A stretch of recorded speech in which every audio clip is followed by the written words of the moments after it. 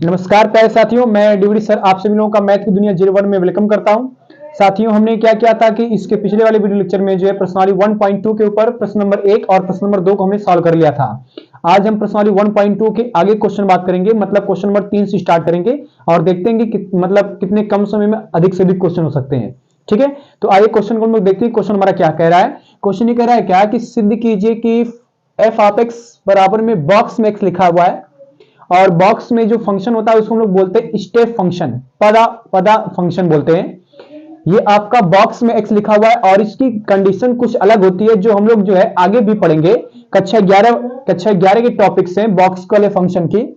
F of x लिखा है box में एक्स, बड़े क्वेश्चन में लिखा है, इसको पढ़ते हैं बॉक्स द्वारा प्रदत्त महत्तम पूर्णांक फंक्शन एफ।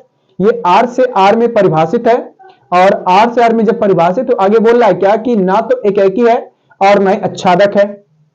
जहां पर ये बॉक्स में एक्स कह रहा है क्या कि इसमें एक्स का मान एक्स से कम है या उसके बराबर है, महत्तम पूर्णांक को निरूपित करता है। तो इस चीज को समझने के लिए मुझे दिखाना यह है कि जो फंक्शन आपका एफ है ये ना तो एकेकी है और ना ही अच्छादक है। तो इसको हम लोग कैसे दिखाएंगे, पहले थोड़ा सा मैं बात किया जाएगा कि जो आपका बॉक्स में लिखा हुआ है जिसको हम लोग बोलते हैं स्टेप फंक्शन। इस स्टेप फंक्शन का एक्चुअली मतलब क्या होता है, क्योंकि आपके पास ये लिखा हुआ है कि एफ ऑफ एक्स बराबर में लिखा हुआ है बॉक्स में एक्स।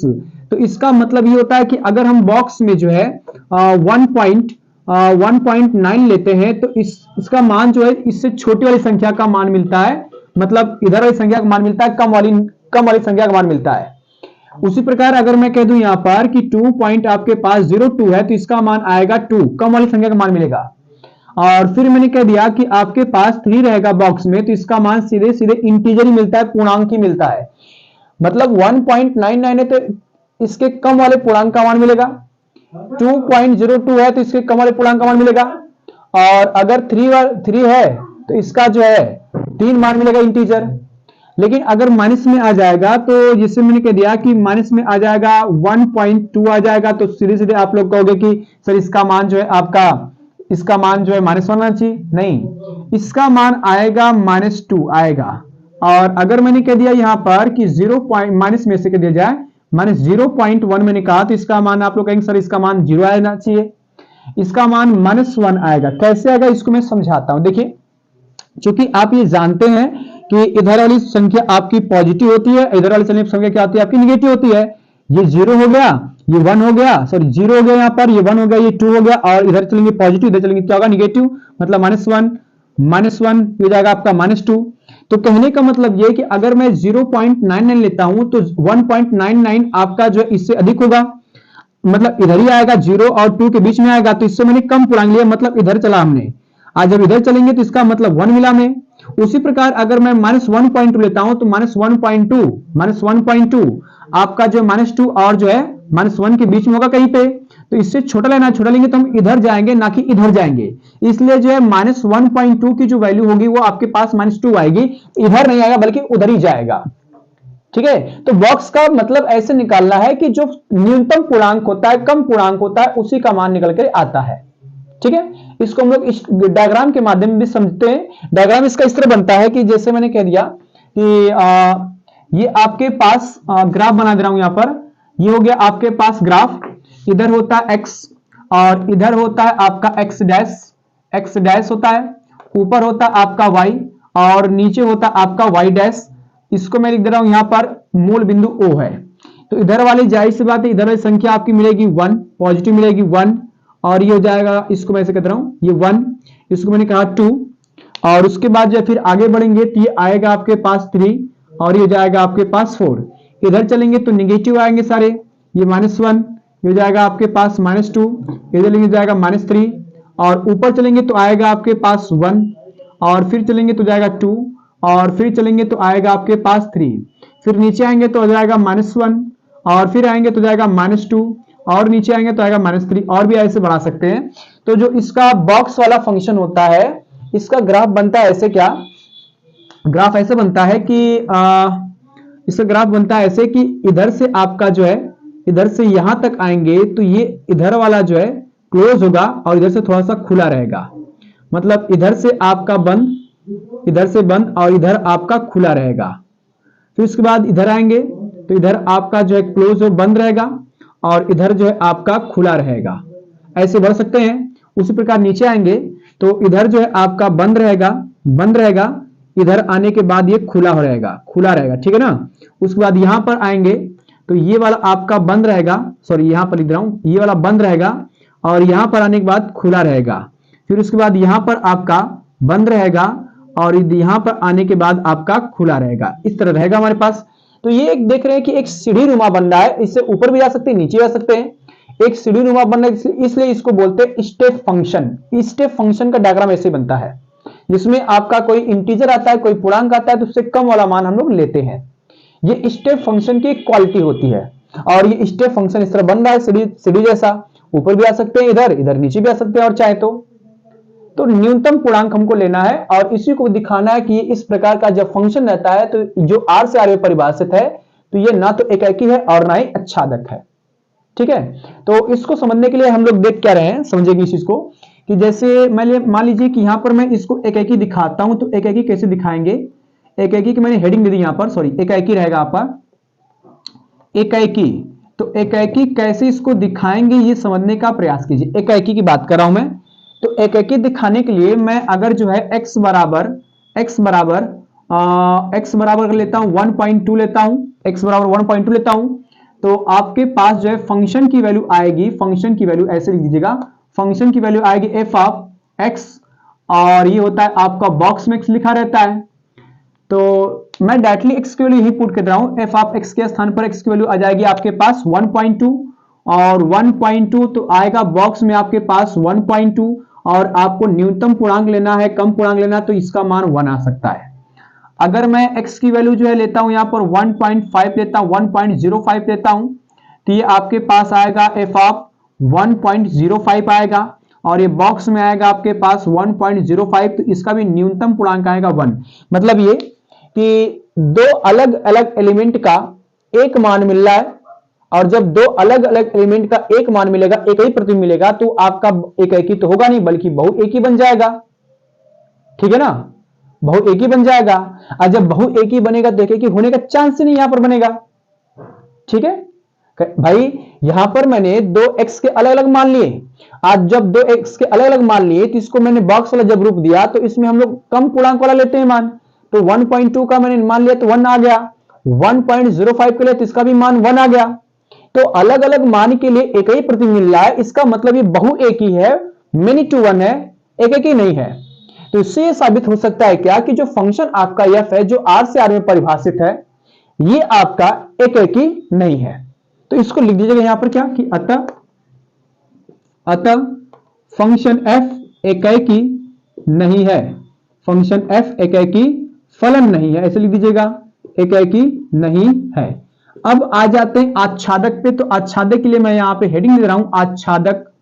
तो आच्छादक की हम जब बात करेंगे तो आच्छादक में हमें दिखाना रहेगा कि जो सहप्रांत होते हैं सहप्रांत के कोई भी अवयव छूटना नहीं चाहिए, सारे के सारे अवयव काम में आने चाहिए और सहप्रांत के सभी अवयवों का पूर्व प्रतिबिंब प्रांत में विद्यमान होना चाहिए। इसको मैं थोड़ा सा डायग्राम के माध्यम समझाता हूं। जैसे आपका फंक्शन जो है आपका r से r में परिभाषित है, तो मैंने लिया यहां पर एक वास्तविक संख्याओं का समुच्चय r और एक लिया मैंने यहां पर वास्तविक संख्याओं का समुच्चय r। तो r से r में परिभाषित एक फंक्शन f है, यहां पे आपका 0 होगा, इससे नीचे आपका 1 2 डॉट डॉट बढ़ता जाएगा, ऊपर आएगा तो आपका -1 -2 ऐसे डॉट डॉट बढ़ता जाएगा। यहां भी 0 होगा तो +1 नीचे होगा, 1 2 3 डॉट बढ़ता जाएगा, ऊपर चलेंगे तो आएगा -1 -2 ऐसे डॉट ऊपर भी आ सकता है। तो मैं देख क्या रहा हूं, समझिए इस चीज को। यहां पे देखा जाए क्या कि 0 और 1 के बीच में, 0 और 1 के बीच में या 1 और 2 के बीच में बहुत सारे आपके दशमलव में नंबर आ सकते हैं वास्तविक संख्याओं के, है ना। जैसे मैंने कह दिया कि यहां पर कि इसके भी 1 और 2 के बीच में आ गया आपका 1.02 आ गया, 1.03 आ गया, 1.05 आ गया, 1.5 आ गया, आ सकते हैं बहुत सारे मान। और जब इन दोनों के बीच में जो है, इन दोनों के बीच में जो मान आपके होंगे उन सभी का मान जो हमें सीधे सीधे एक ही मिलेगा, जितने भी मिलेंगे इसको सारे के सारे प्रतिबिंब एक ही मिलेंगे। 2 का मिलेगा, 2 के बाद जितने आएगा वो सारे के सारे 2 पे जाएंगे, 2 और 3 के बीच में सारे के सारे 2 पे जाएंगे। मतलब ये कि कुछ अवयवों का प्रतिबिंब आपको इसमें देखने को नहीं मिलेगा, सारे कुछ ना अवयव छूट जाएंगे। है ना। आज जब छूटेंगे तो भाई जाहिर सी बात है, क्योंकि ऋणात्मक की बात हुई यहां पर, ऋणात्मक की बात होगी तो ऋणात्मक में भी छूट जाएंगे आपके। आज जब इधर के सारे अवयव कुछ काम नहीं आने वाले हैं सभी अवयव को, तो इसका मतलब ये होगा कि इधर के अवयव काम नहीं आ रहे, तो हम सीधे कह सकते हैं कि आपका आच्छादक नहीं है। ठीक है, क्यों छूट जा रहे हैं, कैसे समझो जरा। जैसे इधर के कुछ अवयव मान लीजिए 1.5 है, तो 1.5 का जब हम बॉक्स निकालेंगे तो आपका 1 ही आएगा। इसका मतलब 1.5 का बॉक्स सीधे आपका 1 बनेगा। तो इस 0 और 1 के बीच में जो आपका 0.5 ये तो छूट ही जाएगा ना। 0.5 छूट जाएगा, 0.1 छूट जाएगा, 0.2 छूट जाएगा, ऐसे सब छूट जाएंगे। आज जब छूटेंगे तो इधर के पूर्व प्रतिबिंब में विद्यमान तो नहीं मिलेंगे। आज जब विद्यमान नहीं मिलेंगे तो इसका मतलब इधर के अवयव कुछ खाली है, काम नहीं आ रहे हैं। आज जब काम नहीं आएंगे तो भैया मैं कह सकता हूं कि जब काम नहीं आ रहे तो आच्छादक बन जाएगा, है ना। अब इसको भी चेक कर सकते हैं कि आपके पास जो है, मैंने यहां पर 2 और 3 के बीच में मान लीजिए 2 और 2 इंटू 5 लिया, इसका मान सीधे सीधे 2 आएगा। मतलब 2 और 3 के बीच में जो पॉइंट वाले मान है इनका प्रतिबिंब 2 बनेगा। लेकिन 1 और 2 के बीच में जो मान आएगा 1.5 या फिर 1.6, क्या इन सबका प्रतिबिंब इसमें विद्यमान होगा? नहीं मिलेगा। तो जब नहीं मिलेगा तो आप ये कैसे कह सकते हैं कि आच्छादक है, क्योंकि इधर के सारे अवयव तो काम आ ही नहीं रहे आप उनके। और जब नहीं काम आ रहे इधर के सारे अवयव तो ये आच्छादक नहीं होगा। केवल और केवल जो है आपका बहु क्या बोलते हैं, एकाकी भी नहीं होगा, बहु एक ही बनेगा आपका, या अंतःक्षेपी बनेगा आपका। तो सीधे लिखेगा यहां पर, इसको लिखेंगे कैसे, क्या यहां पर कि प्रांत कैसे लिख दीजिएगा, प्रांत के कुछ वास्तविक संख्याओं, प्रांत के सप्रांत के इधर के होते हैं सारे, सप्रांत के कुछ वास्तविक, सप्रांत के कुछ वास्तविक संख्याओं का प्रतिबिंब, कुछ वास्तविक संख्याओं का प्रतिबिंब, कुछ वास्तविक संख्याओं का प्रतिबिंब, पूर्व प्रतिबिंब प्रांत में विद्यमान नहीं है, प्रांत में विद्यमान नहीं है।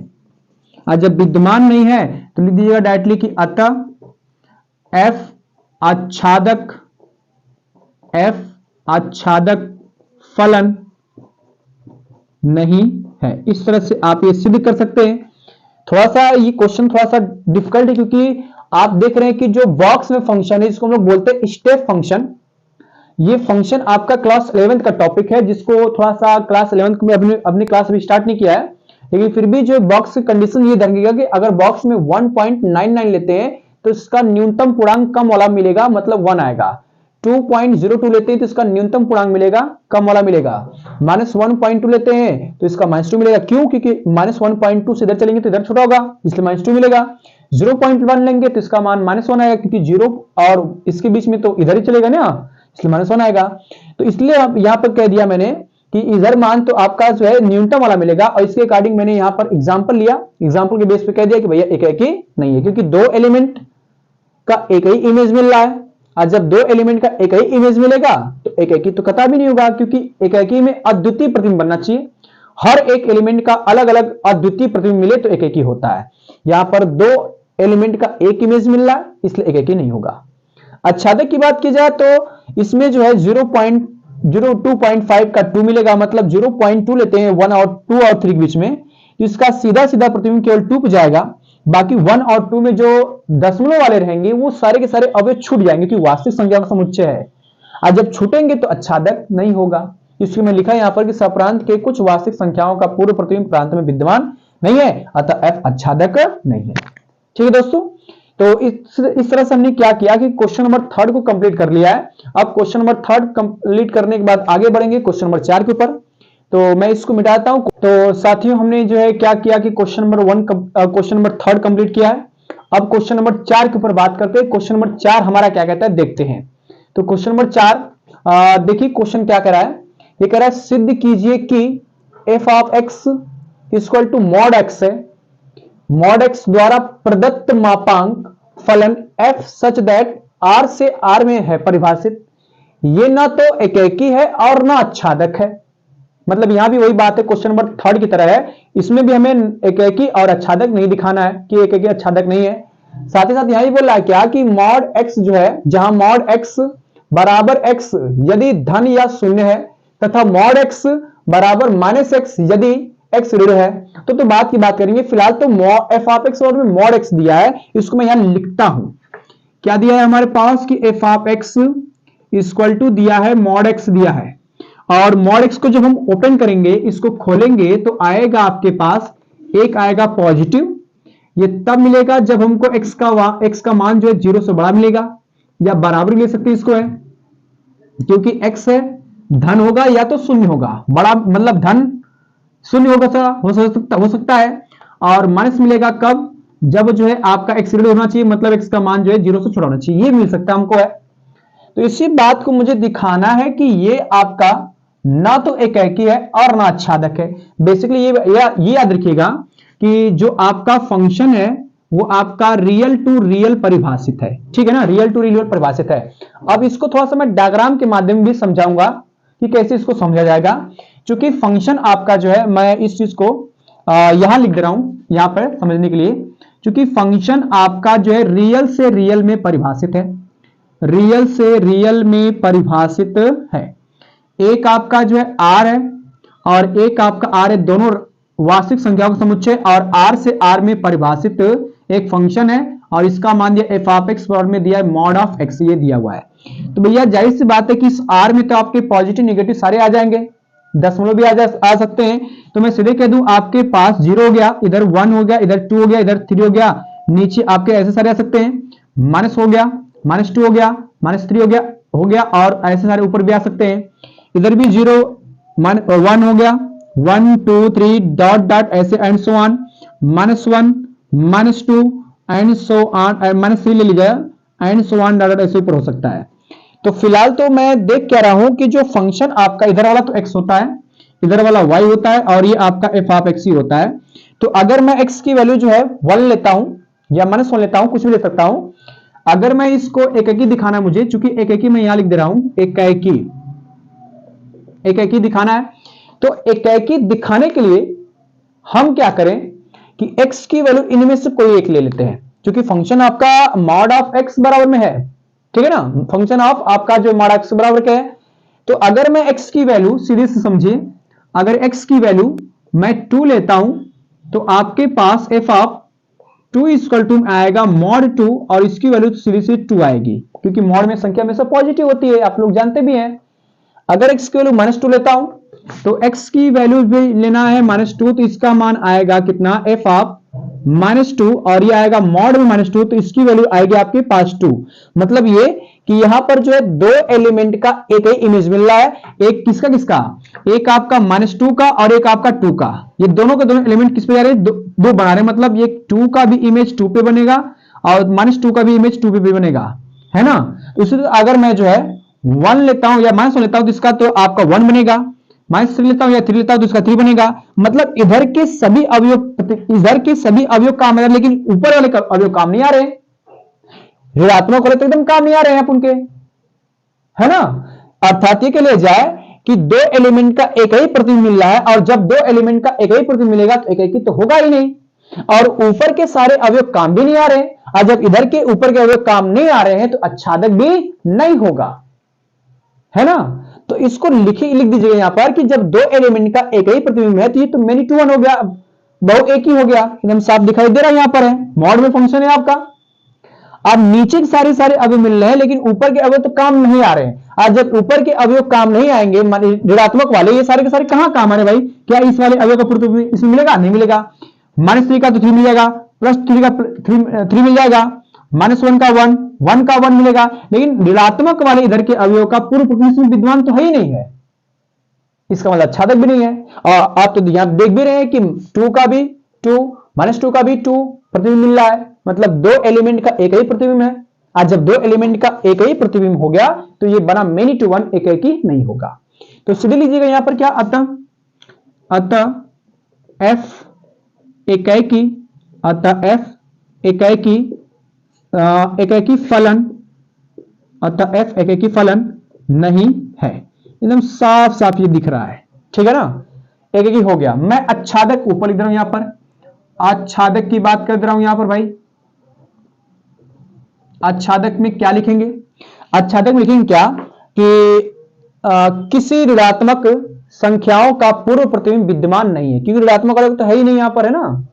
प्रांत में जो सप्रांत में ऋणात्मक जो संख्या है वास्तविक संख्याओं का समुच्चय में, उन सभी संख्याओं का पूर्व प्रतिबिंब इसमें विद्यमान तो नहीं है, इसलिए आच्छादक भी नहीं होगा। तो इसको ऐसे लिखिएगा यहां पर क्या कि किसी भी ऋणात्मक संख्याओं, किसी भी ऋणात्मक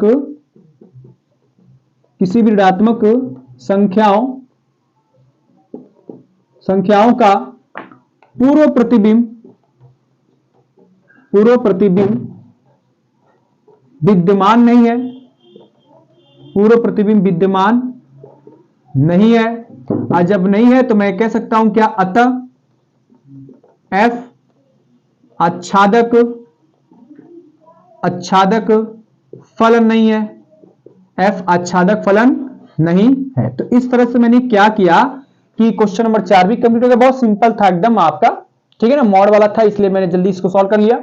हम बढ़ते हैं क्वेश्चन नंबर 5 की ओर, ठीक है, देखते हैं इसको क्वेश्चन नंबर 5 हमारा क्या कहता है, तब तो मैं इसको मिटा।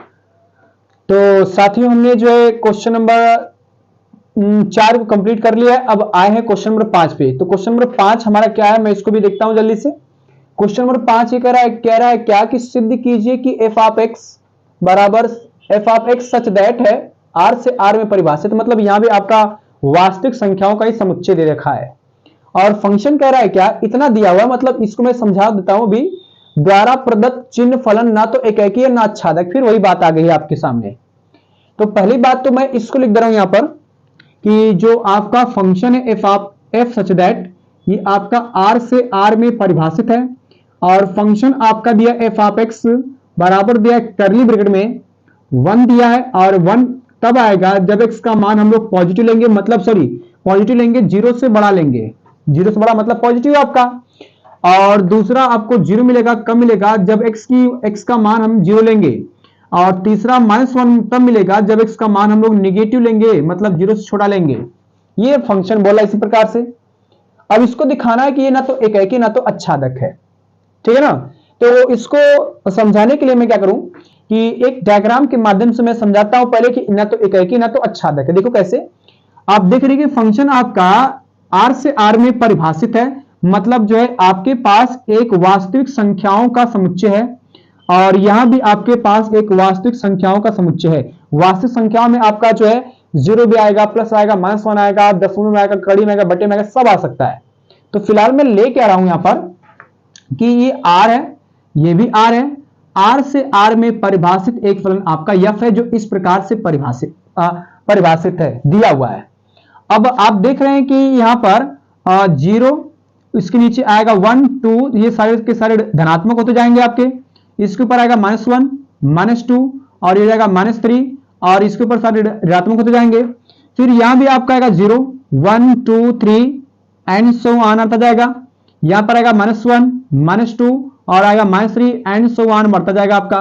तो सिंपली चीज कर लिया जाए कि ये तो आपका x वाला हो गया, ये वाला y वाला गया और इसको हम लोग कहते हैं f ऑफ x।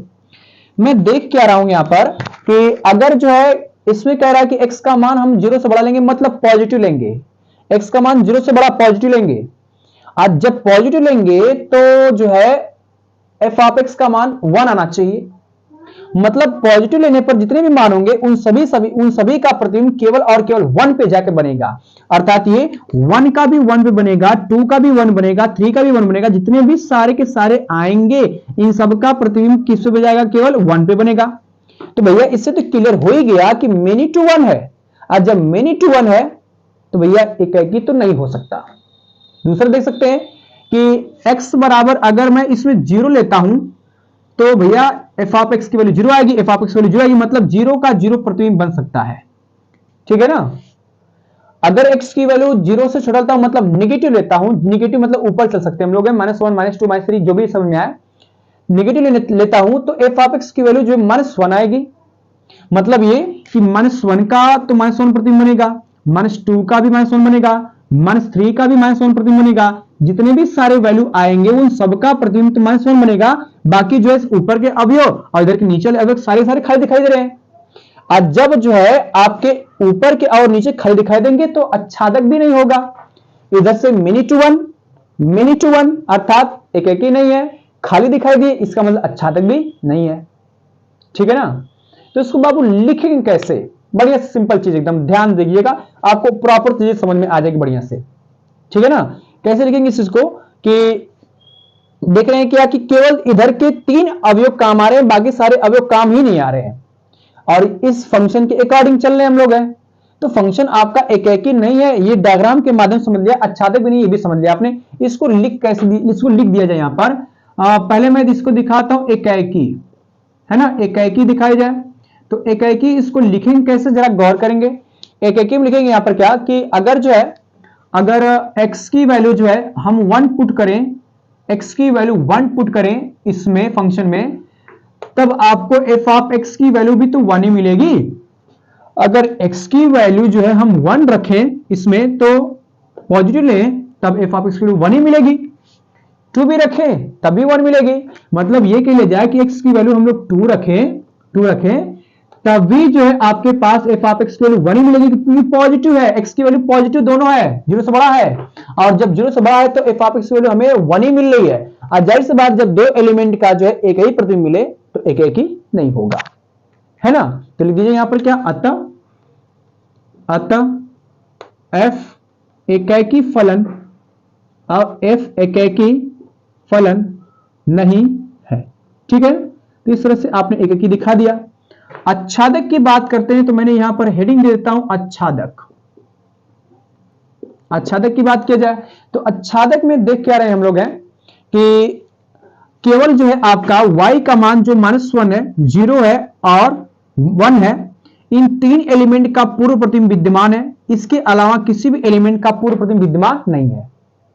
तो इसको लिखेगा यहां पर क्या कि y बराबर में 1, उसके बाद 0, फिर कहां लाएंगे तथा -1 के अलावा किसी भी अवयव